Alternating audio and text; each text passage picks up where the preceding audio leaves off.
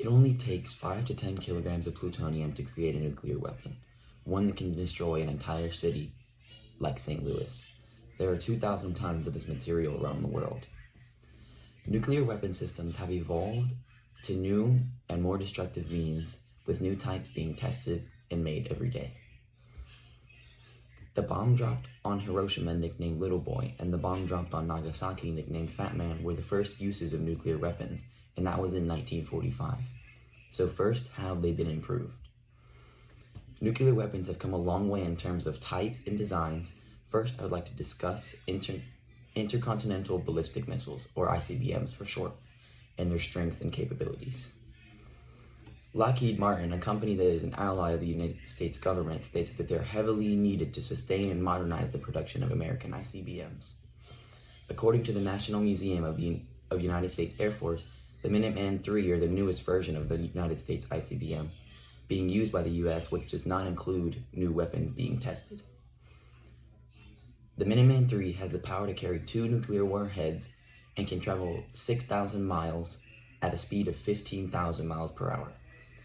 Along with the speed and range, the Minuteman III packs a punch. The National Museum of the United States Air Force also includes in their article that the ICBM, specifically the Minuteman III, have a blast power of 470 kilotons. The Little Boy and Fat Man only had a blast power of 15. These Minuteman III missiles can cost only around $7 million, which in terms of pounds to dollars, the Minuteman III gets 143 pounds of force per every dollar of power. ICBMs aren't the only prominent nuclear weapons. Next, I want to talk about SLBMs, or submarine launched ballistic missiles. SLBMs are an amazingly stealthy way to get a second strike on an enemy. These missiles are just as capable of destruction as the ICBMs, but many times stealthier. Paul Quinn, the technical leader for SLBM fire control and targeting for the United States Navy, states that the SLBMs are one of the most accurate and effective ways of shutting down enemies after an original strike fails. According to Quinn, the newest model SLBM have gyroscopes and accelerometers to keep the missile on its track the entire flight. The first known SLBM, the Polaris III, only had a range of about 1,200 nautical miles. The newest model, being the Trident II, has a range of about 7,500 nautical miles, according to resources within the United States Navy. As far as the power goes, what can these SLBMs do?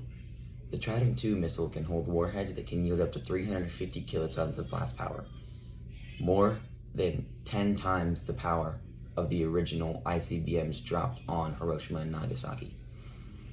Furthermore, according to the Journal of Computations and Modeling by George Koutsoumpas, these SLBMs are some of the most deadly weapons due to their extreme power, range, and versatility. Next, I want to talk about nuclear cruise missiles and how they differ from the others, as well as demonstrate their own capabilities. Cruise missiles are missiles dropped from bombers and not shot from the original country. They don't go across the country. According to the United States Air Force, the cruise missile is one of the best ways to inflict severe damage on enemies without the threat of them being able to do anything in retaliation. The AGM-129A, the United States' most recent cruise missile, has the same capabilities as the Minuteman and the Trident, but with less risk being taken. You see, cruise missiles are the utmost in stealth you can get when it comes to nuclear warheads.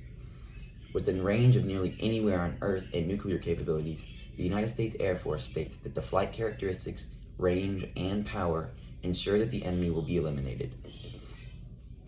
The AGM-129 is equipped with the strongest technology and systems that make it nearly impossible to detect with any kind of radar technology.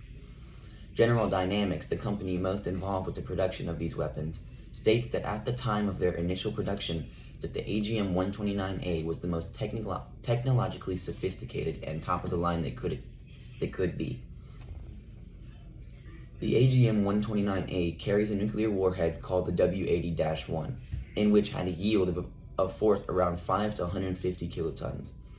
What is most interesting about this missile, though, is its capability to change the yield of power to whatever desired strength the country wants. Well, let me give you a quick little rundown before I finish things up. So, in conclusion, I hope you gained at least a little bit of knowledge on the three main different types of nuclear weapon systems and what they are capable of. Nuclear weapon systems have evolved so greatly throughout the 800 to 100 years they have been around, and they have become more and more destructive. The three main nuclear weapons I spoke about today were the ICBMs, the intercontinental ballistic missiles, the SLBMs, the submarine launched ballistic missiles, and cruise missiles. So I say we get to mining the rest of the plutonium and start to develop some newer, stronger, and better weapons.